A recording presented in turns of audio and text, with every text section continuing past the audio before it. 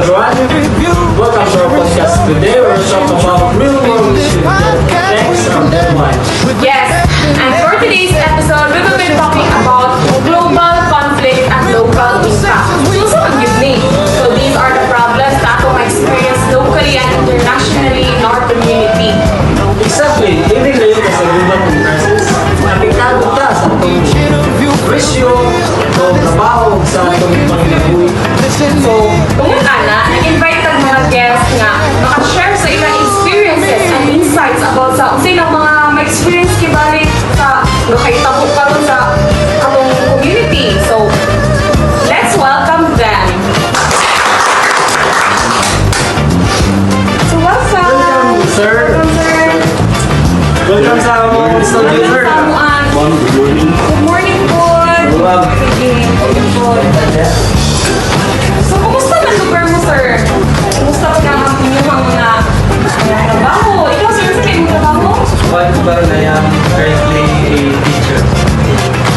Sa Delta ka, sir. Yes. So, lisod yun ang mga transportation. Karong labi na kay lisod magiging ang taas ng inyong presyo sa gasolina. Na-assign, sir, sa syudad or sa urban lake? urban area kasi ako yun na.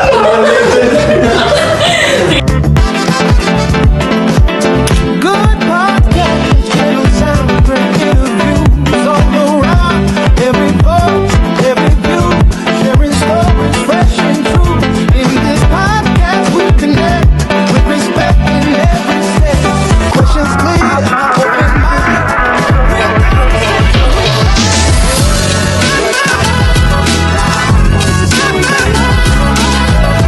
Hi guys! Welcome back to our podcast. So, sir, kumusta na lugar sa mo? Lagi, no? May permira pag-ibuka travel, na atuan yung business, yung trabaho, teacher, sir, no? Nag-travel ko ka, sir, kaya estudyante ka, everyday good na. So, maputuhan kita na sa pagtaas na sa mga balitan ng labing na Oh, so first, let's talk about global conflict. Para ninyo, kung saan siya ang global conflict? Ang global conflict pa na siya disagreements or war between sa mga countries. Example lang na kay Kwan. Trade wars, political tensions, or armed conflicts. So, labi na karon no, even though ang war kay nasa lain nasod, so kita din nato sa Philippines, so buong raman kita, we're living into a one atmosphere only, so mapiktuhan kita sa naan dito ang ilang war, so dyan yung kay tabo. So, dili lang sa dyan lugar siya, physical war lang sa sir, no? Magkakawin siya through economic and sa mga politics sa nakapakito sa ato Yes, ma-appeal kita na sa pan kay ma-appeal ka na like Kwan yung kaya sa economic crisis o yung mga solutions. So, bisan din ka involved there, mapituan ka mo na Yes, kay we are living now in an interconnected world. Sa inyo lagi sa akin mo, ganyan na sa mga isang buod layo or dili siya naagin sa specific na lugar na ito kung mapituhan gano'n na sa mga kailangan sa ato mga naso, mga ilan na mga kailangan. So ikaw concept, gusto mo yung business sa kailangan ko. Pagkakaroon, lisod yun siya. Sama sa pareha karoon mga nangitabo na conflict sa kuwan dahil nasod.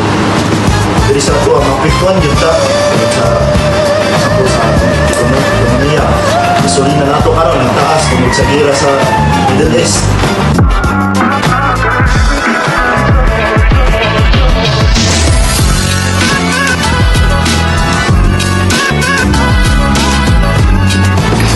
So now let's talk about economy. So gusto ko po, as a business owner, gusto mo yung mga naka-experience. So, karoon, grabe yun ang epekto sa kuwan, tungkol sa global conflict. Isa ka ang mga presyo sa gasolina sa mga supplies. So, napituan ko din mong business, sir. Oo, mas mahal ang puhunan. So, mapugos may saka sa presyo, pero ang mga customers, hindi kayo ka-afford sa price. So dito mo mga basol ang mga business owners kung magtataas sila bilang ang mga presyo sa kalitunan kay kung saan mo nila travel sa ilang mga for example, angkat sila sa lain ng lugar, pero sa ilang mga pisto, saan mo sa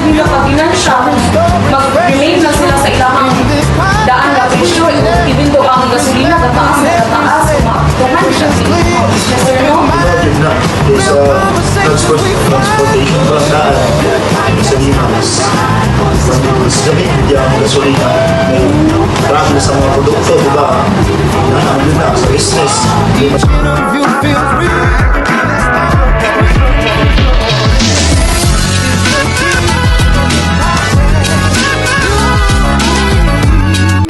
So now let's hear from a student. So Mr. Dino, ano yung mga na-experience sa mga pagsila? As a student, napiktuhan mo especially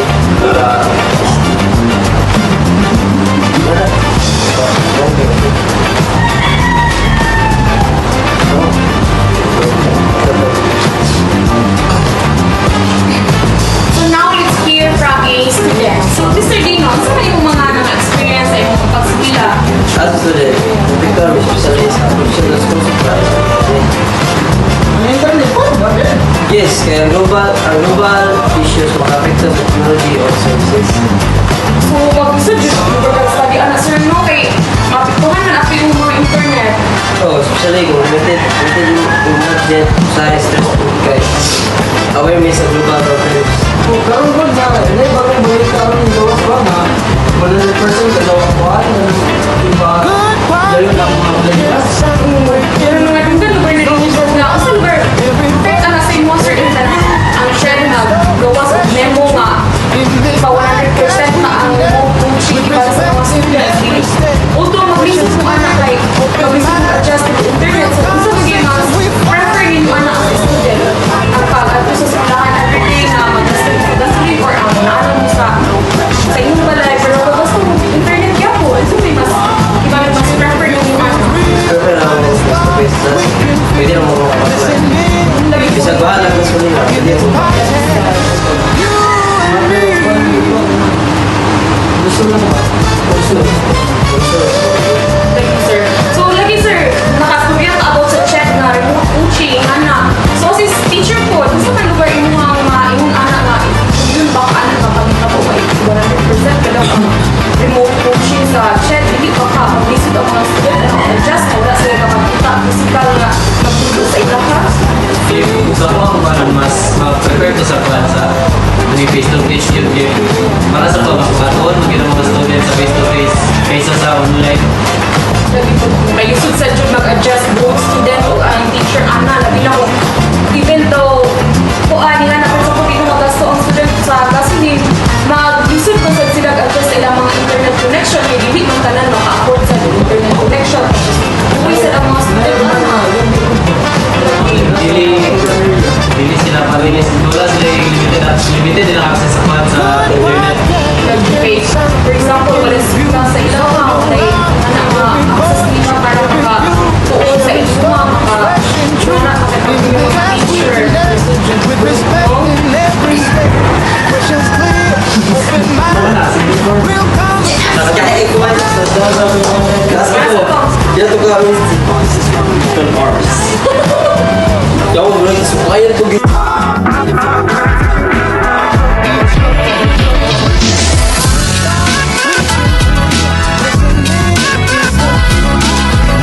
Simay, as someone with a family working abroad, kung sa po din yung kakalisin? Para sa mga student kayo na pinakaroon na ay tulad sa country ngayon itubuan. Delikado kayo para sa siyempre mapanatag yung kay ako din. Hindi yun na ikakalakan na sa inyo mga sir mo, hindi yun na malikayan sa student. Even though ako siguro na akong family abroad, tapos na yung war, nakita ko siya, dito pikas na sa mga balakan mo sa Diyos ko, anak mo. So ilang mga pagpadalaan na sila sa inyo, sir, kumusta na po? Ito yung natutuan ko siya na pinakaroon kay na-confess sa ilaha. Ang iyan ang kapadala sa mga hindi nagiging na parang niya. So na kung bigay impact ang isang globally nga kuan, naka-affected na siya sa inyong pang-adlaw-adlaw, kagabi na nga, siya inyong kasalitan sa inyong pang-adlaw-adlaw. Yeah. Labi na karoon na mahal rin mga pan. Tapos dapat yung mga convenience fee nga ginapatong sa mga bangko nga ilang katanggugan pa.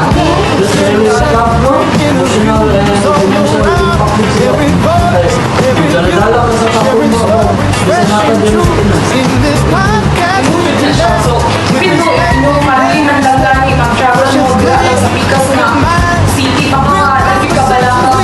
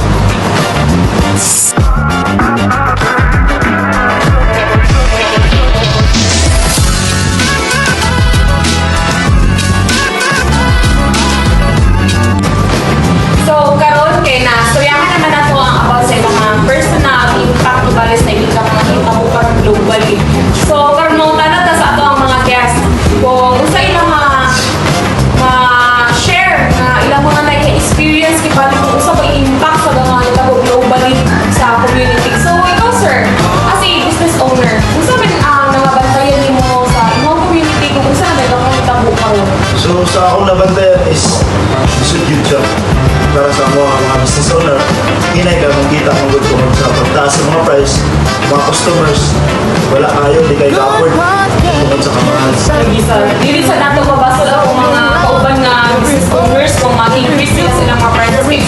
Kaangkat man din na sila sa ilang mga baligya. Transfer, kuwan pa rin ang travel, kaya na nila panunong sa ilang kung bali. So, nagin na, mag-booking na sila mga expenses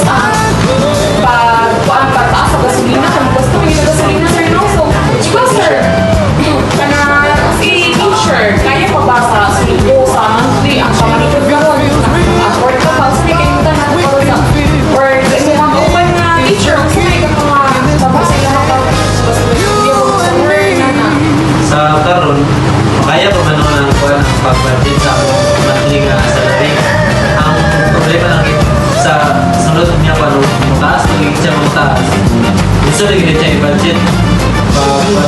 na may na karon sir no, kung pag-increase sa mga pamalito, nag-increase po ang salary kay para sa maka-afford din ang mga kauban na ito, mga pili lang sa teacher mo, baka ano kay tanan itayado, apektado ang business owners, mga gani nga sila mo ihawin sa ilang oras, apektado kaya sila kay isot ang halin karon to. Sir, as in, na ay family abroad, so say, lain ninyo nga gagawaan o income to sustain kanang daily needs ba ninyo? Kaya galitin na inyong family member nga nasa boss ng padala sa inyo here sa Philippines. The best way nga para ma-sustain ang mga daily needs is kita na lang yung mo sa edad trabaho para man lang ususan ng mga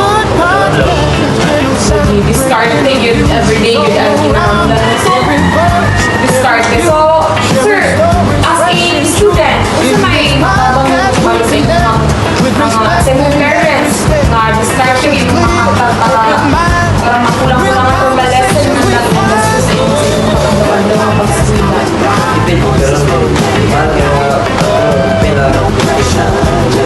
Lagi kung possible man lang ganin na kaya lang bakla yun ang home to school, school to home, bakla na lang yun doon kung bakit kung tanan din pa apektado sa ganun sa farm global. So, kung gini siyang atong mainimit nga, dili nga kay naalam dito ba kayo tabo ang war sa laing nasa wala na kay lahat dito sa kayo na anak kay apektado man dito sa laing tabo o kay we're living into one atmosphere naman good. So, nabigla ko nga effective ani. So, sa kuan ba?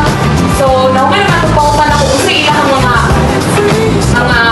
effective values sa ilang self o sa community. Karon ba, ngayon lang mga little advice or message ba na quotation na gikan sa atong guest na pwede nila ma-share sa inyo. So, sir, as a teacher or an employee, sa imong hatag na message or advice or quotation na mabilin para sa atong viewers. Para sa atong viewers, ang ma-advise na is dapat stay informed na gamitin. Dapat critical sa mga information na gamot sa SOA. Lagi kay, hindi kita pwede mag-mislead ng mga information dito. Lagi na sa sabay nga, kanang mag-chika-chika sa mga kauban na ihilatan. Kaya kita wala kay panic kung mga itabo sa mga kauban mo. So ikaw sir, as a business owner, Viewers dia, support local business. lagi, para sa dyan, makatabangan natin sa mga kauban na lagi. So sir, ikaw, as ay kauban na family member sa gawa, kasi may mga kauban. para sa mga viewers, always pray and stay home. Pray dito the permit para sa itong mga kauban abroad. Kaya wala dito kabalo kung sila kahit tapos sa ilahan dito. Wala na ba sila dito dito. Tapos naas na sa layo. Ingana na mag-pray dito the permit para sa itong mga kauban. Labi na kung naalang na nagani ka travel sa isang city na mabalaka dito. So how much more if naas sa abroad at ang family na. So sir, ikaw as a student, kasi kung mga na advice sa inyong mga kauban na estudyante. Para sa mga viewers niya, be responsible online. Lagi kinagan na bagay batan kung kami nga pataka nag-post no? Or na-cloud ng basan ka or is information na nakakatawa. Mas sabay kaya ang kuwan ka sa information online. Kahit tanan yung batan kung active online. So, Thank you guys sa inyong pag-reserve. Sa gamay na oras, nakashare mo sa inyong ideas o kung ano insights mo sa mga community. So, ako na kayo nakatapang sa ato sa nakatanaw sa ato viewers. Dagan kayo gamit ito nila ng mga kuwan na ito, mga ibang As a lesson, kibali sa ilang ma-learn na nila ilang ma-adapt sa ilang pagkaling na nakatuon sila sa inyong mga dili lang yun. Dito lang dapat ma-appreciate ang pag-dili sa Diyos. So, thank you so much na ayun sa inyong time and effort, sir, na pag-dili sa among Thank you, sir. Thank you, sir. Thank you, sir.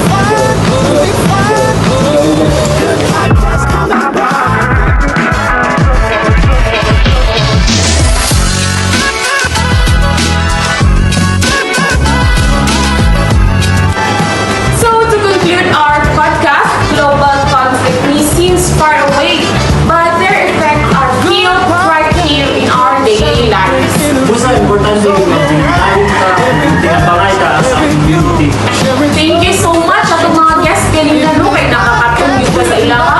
Natin na-learn ng mga insights, experiences ikan sa ilaha. Thank you sa ating mga viewers na nadya karoon ng support and watch sa among next video and stay informed. Goodbye and thank you for watching.